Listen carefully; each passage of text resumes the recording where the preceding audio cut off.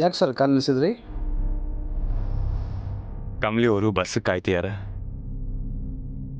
Sir divorce ಕೊಡಬೇಕಾದ್ರೆ ಯಾಕೆ sir ತಲೆ ಕಳ್ಸ್ಕೊಳ್ತೀರಾ? Sorry sir.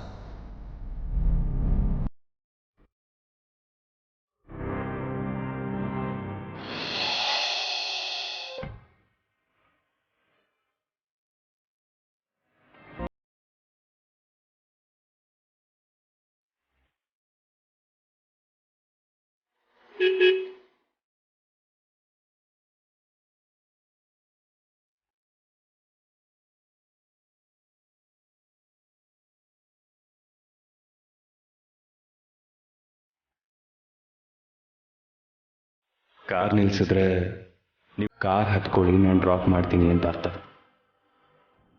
ನಿಮ್ಮ ಲೈಫಿಂದನೇ ನನ್ನ ಡ್ರಾಪ್ ಮಾಡಿಬಿಟ್ಟಿದ್ದೀರಾ ಸರ್. ಈಗ ಈ ಡ್ರಾಮಾ ಎಲ್ಲ ಯಾಕೆ? ನಾವಿಬ್ರು ಜೊತೆಗೆ ಹೋಗೋ ಪಯಣ ಮುಗ್ದೋಯ್ತು ಸರ್. ನಮ್ಮಿಬ್ರು ದಾರಿನೇ ಬೇರೆ.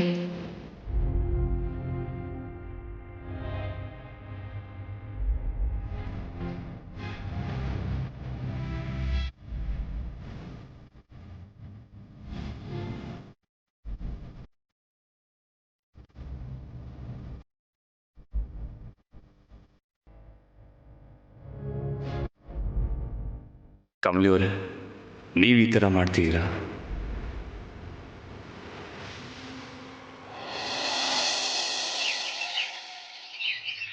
ಈ ಪ್ರಕಾಶಣ್ಣ ಎಲ್ಲ ಹೋದ್ರೋ ಏನೋ. ಗಿಡಗಳಿಗೆ ನೀರು ಹಾಕಿ 3 ದಿನ ಆಯ್ತು, ಎಲ್ಲ ಬಾಡೋಗ್ತಾ ಇದೆ. ನೀಟಾಗಿ ಗಿಡಗಳು ನೋಡ್ಕೊಳ್ಳೋದಕ್ಕೂ ಬರಲ್ಲ.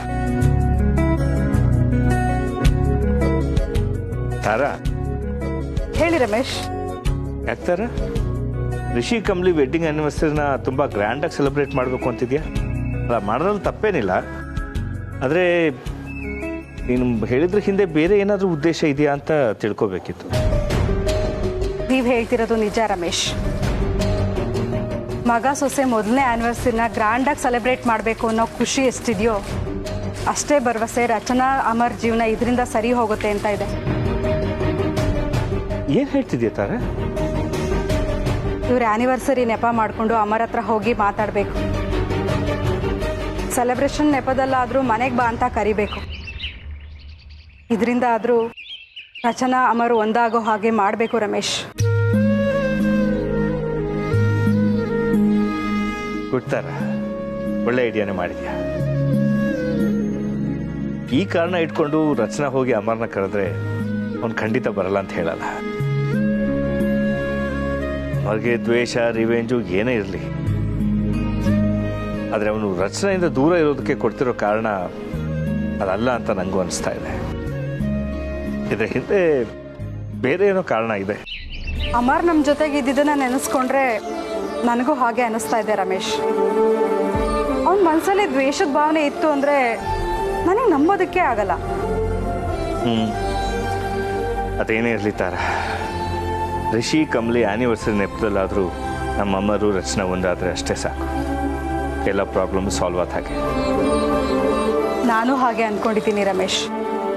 ರಚನಾ ಅಮರ್ ಬಗ್ಗೆ ತುಂಬ ಬೇಜಾರು ಮಾಡ್ಕೊಂಡಿದ್ದಾಳೆ. ರಚನಾ ಹತ್ರ ಹೋಗಿ ಈ ಸೆಲೆಬ್ರೇಷನ್ಗೆ ಅಮರ್ನ ಕರಿ ಅಂತ ಹೇಳಬೇಕು. ಖಂಡಿತ ಕರೀತಾಳೆ. ಅವಳ ಜೀವನ ಸರಿ ಮಾಡ್ಕೋಬೇಕು ಅಂತ ಅವಳಿಗೂ ಆಸೆ ಇರುತ್ತಲ್ವ. ಆ ದಿನ ಮಗಳು ಅಳಿಯ ಒಂದಾದರೆ ಆ ಸೆಲೆಬ್ರೇಷನ್ ದಿನ ಜೀವನ ಪರ್ಯಂತ ಮೆಮೊರಬಲ್ ಆಗಿ ಉಳ್ಕೊಳ್ಳುತ್ತೆ. ರಮೇಶ್, ಆ ದೇವರು ನಮ್ಮ ಕೈ ಹಿಡಿತಾನೆ ಅಲ್ವಾ? Yes Tara, let's hope for the best.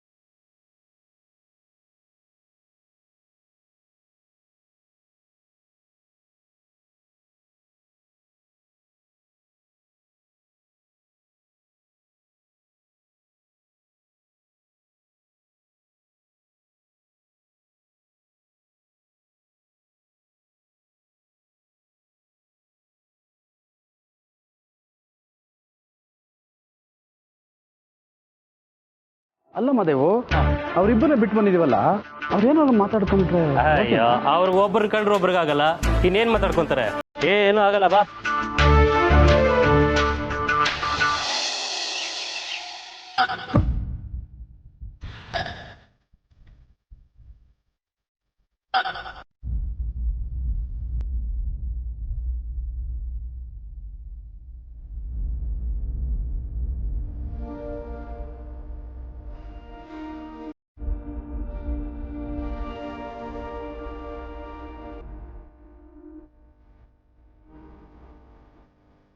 Sir ಇಲ್ಲಿ ಸರ್ ಇಲ್ಲೆಲ್ಲ ಹೋಗ್ಬೇಡಿ ಸರ್ ನೀವು ಕೇಸ್ ಕರೀತಾರೆ ಸರ್ ಈಗ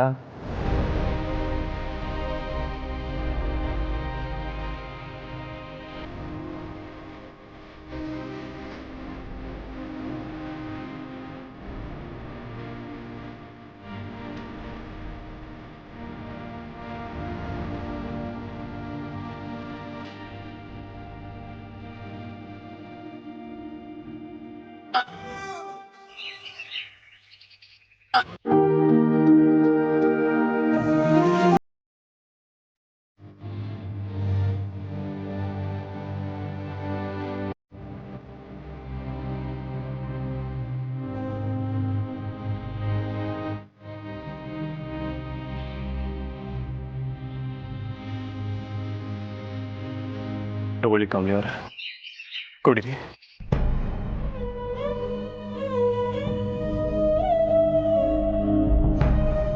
ಕಮಲಿ ಅವರ ಪ್ಲೀಸ್ ಇದನ್ನೆಲ್ಲ ಇಲ್ಲಿಗೆ ಬಿಟ್ಬೇಡ. ನನಗೆ ನೀವು ಬೇಕು. ನೀವಿಲ್ದೆ ಬದುಕೋ ಶಕ್ತಿ ನನಗಿಲ್ಲ. ಐ ಲವ್ ಯು ಕಮಲಿ ಅವರ.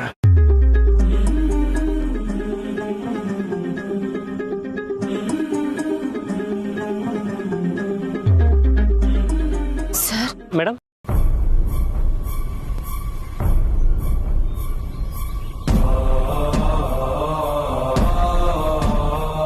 ಏನ್ ಮೇಡಮ್? ಏನಿಲ್ಲ.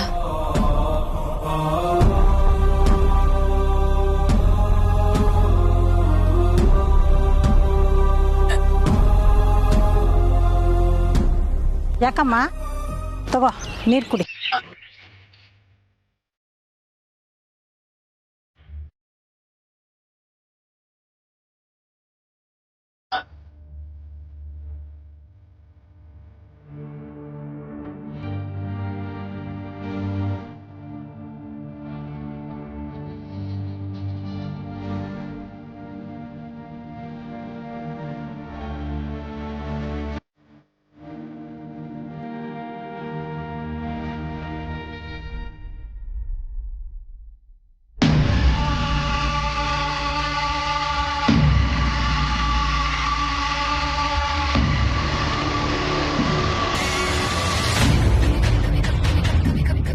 ನಮಸ್ತೆ ಮೇಡಮ್.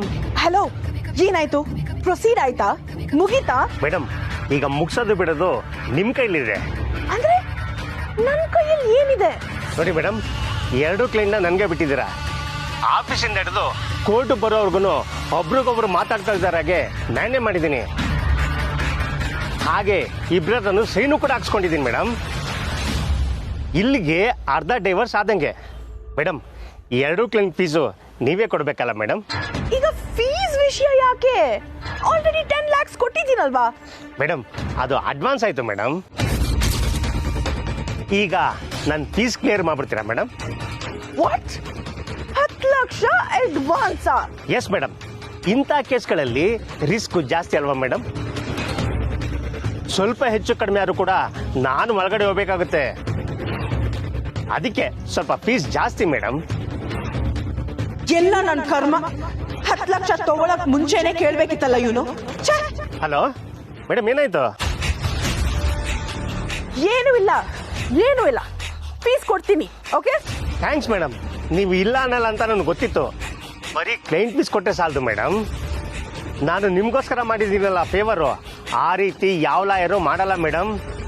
ಅದಕ್ಕೆ ಪರ್ಸನಲ್ ಆಗಿ ಕೇರ್ ತಗೊಂಡು ಇಲ್ಲಿ ತನಕ ಕೆಲಸ ಮಾಡಿದ್ದೀನಿ ಮೇಡಮ್. ಇದಕ್ಕೂ ಸೇರಿಸಿ ಪೇಮೆಂಟ್ ಕೊಡಬೇಕು. ಓಕೆ, ಎಷ್ಟು? ನಾರ್ಮಲ್ ಆಗಿ ಇಂಥ ಹೈ ಪ್ರೊಫೈಲ್ ಕೇಸ್ಗಳಿಗೆ ಒಂದು ಕ್ಲೈಂಟ್ಗೆ 10 ಲಕ್ಷ ರೂಪಾಯಿ ಚಾರ್ಜ್ ಮಾಡ್ತೀನಿ ಮೇಡಮ್. ಇಲ್ಲಿ 2 ಕ್ಲೈಂಟ್ ಸೇರಿ 20 ಲಕ್ಷ ಪ್ಲಸ್ ಎಕ್ಸ್ಟ್ರಾ ಹೇಳಿದಿಲ್ಲ ಮೇಡಮ್, ಅದನ್ನು ನೀವೇ ಲೆಕ್ಕ ಹಾಕಿ ಕೊಡಿ ಮೇಡಮ್. ನಾನ್ ಏನ್ ಹೇಳೋದು, ಆದ್ರೂ 20 ಲಕ್ಷ ಜಾಸ್ತಿ ಆಯ್ತಲ್ವಾ? ನೋಡಿ ಮೇಡಮ್, ದುಡ್ಡು ಕಡಿಮೆ ಆದಷ್ಟು ನಮ್ಮ ನಿಯತ್ತು ಕೂಡ ಕಡಿಮೆ ಆಗುತ್ತೆ. ಆಮೇಲೆ ನಾನು ಬಾಯ್ ಬಿಟ್ರೆ ನೀವು ಬಾಯ್ ಬಡ್ಕೋಬೇಕಾಗತ್ತೆ. 25 ಲಕ್ಷ ಕೊಟ್ಬಿಡಿ ಮೇಡಮ್, ನಿಮ್ಮ ಕೆಲಸ ಸೇಫ್ ಆಗುತ್ತೆ. ನಾನು ಕೂಡ ನಿಯತ್ತಾಗಿರ್ತೀನಿ. 25 ಲಕ್ಷ ಅಂತಿದ್ದಾನಲ್ಲ ಇವನು. Madam, yes sir no? ಆಹಾ, ಓಕೆ ಓಕೆ ಕೊಡ್ತೀನಿ, ಬಟ್ ಫಸ್ಟ್ ಕೆಲಸ ಮುಗಿಸಿ. ಕೆಲಸ ಮುಗಿದ್ಮೇಲೆ ದುಡ್ಡು ಕೊಡ್ತೀರಾ ಅಂತ ಏನ್ ಗ್ಯಾರಂಟಿ ಮೇಡಮ್? ಏಯ್, ನನ್ ಮೇಲೆ ನಂಬಿಕೆ ಅಲ್ವಾ? ಕೊಡ್ತೀನಿ ಅಂತ ಹೇಳ್ದೆ ತಾನೆ, ಕೊಡ್ತೀನಿ. ನಂಬಿಕೆ ಪ್ರಶ್ನೆ ಅಲ್ಲ ಮೇಡಮ್, ಕಮಿಟ್ಮೆಂಟ್ ಮುಖ್ಯ. ನೀವು ದುಡ್ಡು ರೆಡಿ ಮಾಡ್ಕೊಂಡು ಅದೊಂದು ಫೋಟೋ ಕಳಿಸಿ, ನಾನಿಲ್ಲಿ ಕೆಲಸ ಮುಗಿಸ್ತೀನಿ. ಮೇಡಮ್, ನನಗೆ ಈ ಸಾರಿ ಕ್ಯಾಶೇ ಬೇಕು. ಮೈಂಡ್ ಅರೇಂಜ್ ಮಾಡ್ಕೊಡ್ತೀನಿ. ಓಕೆ, ದುಡ್ಡಿನ ಪಿಶಾಚಿ ಇವನು. ಅಲ್ಲ, 25 ಲ್ಯಾಕ್ಸ್ ಕೇಳ್ತಿದ್ದಾನಲ್ವಾ, ಏನ್ ಮಾಡ್ಲಿ?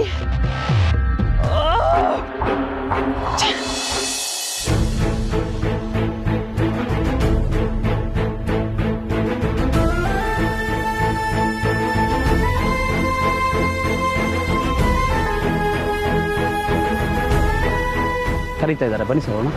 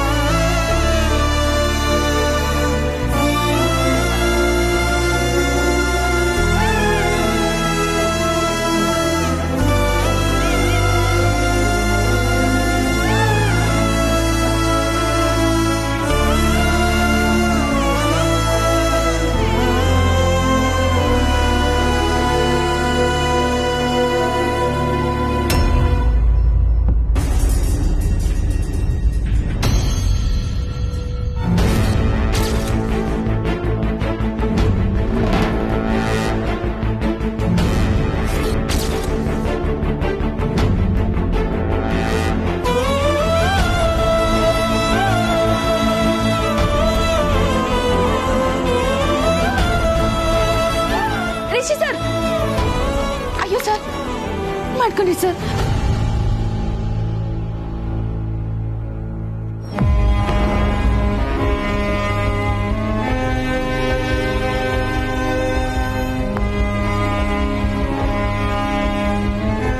Sir ನೋಯ್ತೈತೆ sir.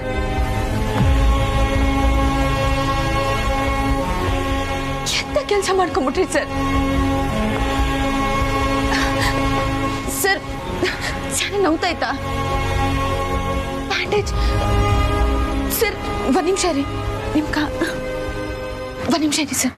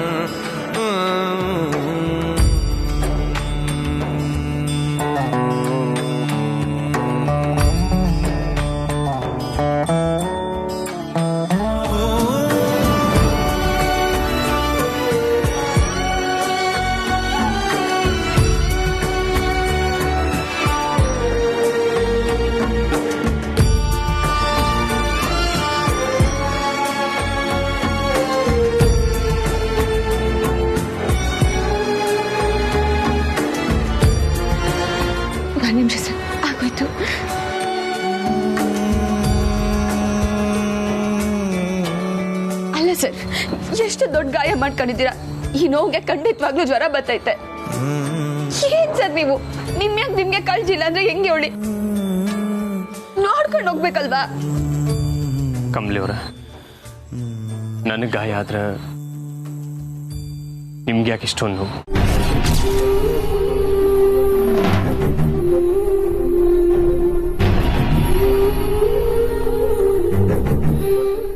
ಇನ್ ಸ್ವಲ್ಪ ಹೊತ್ತಲ್ಲಿ ನಾವಿಬ್ರು ಬೇರೆ ಬೇರೆ ಆಗ್ತಿದ್ದೀವಿ. ಗಂಡ ಹೆಂಡತಿ ಅನ್ನೋ ನಮ್ಮ ಸಂಬಂಧ ಅರ್ಥ ಕಳ್ಕೋತಿದೆ. ನಾವಿವತ್ತು ಇಲ್ಲಿಗೆ ಬರೋದಕ್ಕೆ ಕಾರಣನೇ ನೀವು. ಅದನ್ನೆಲ್ಲ ಮರೆತು ನನ್ನ ಮೇಲೆ ಪ್ರೀತಿ ಕಾಳಜಿ ತೋರಿಸ್ತಿದ್ದೀರಲ್ಲ, ಯಾಕೆ?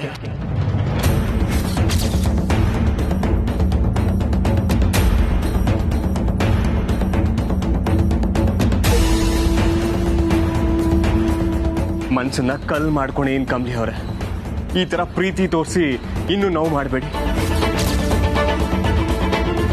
ಯಾಕಂದ್ರೆ ಈ ನಿಮ್ ಪ್ರೀತಿ ಕಾಳಜಿ ನನಗೆ ಲೈಫ್ ಲಾಂಗ್ ಬೇಕು ಅಂತ ಅನ್ಸುತ್ತೆ. ನನ್ಗೊಂದು ಸಣ್ಣ ಗಾಯ ಆದ್ರೇನೆ ಇಷ್ಟೊಂದು ವಿಲ್ವಿಲ್ಲ ಅಂತ ಓದಾಡೋ ನೀವು ನನ್ನಿಂದ ಬೇರೆ ಆಗೋ ನಿರ್ಧಾರ ಯಾಕೆ ಮಾಡಿದ್ರಿ? ಹೇಳಿ ಕಮಲಿ ಅವರೇ, ನನ್ನ ಬಿಟ್ಟು ಬದುಕೋ ಶಕ್ತಿ ನಿಮ್ಗಿದೆಯಾ?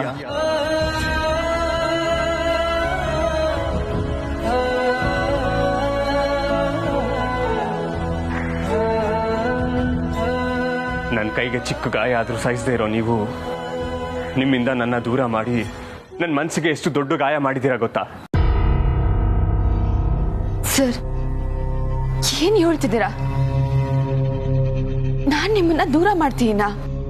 ಹೌದು, ನಿಮ್ಮಿಂದಾನೇ ಇವತ್ತು ಕೋರ್ಟ್ ಮುಂದೆ ಬಂದು ನಿಂತಿರೋದು.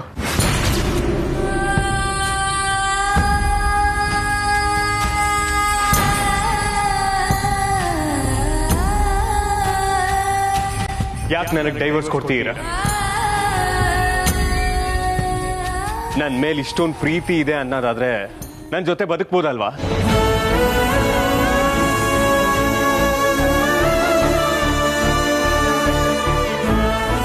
ಸರ್, ಏನ್ ಮಾತಾಡ್ತಿದ್ದೀರಾ ನೀವು?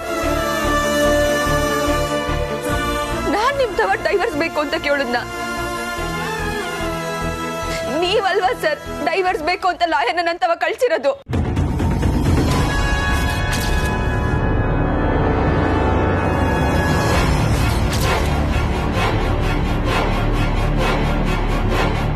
ಏನು?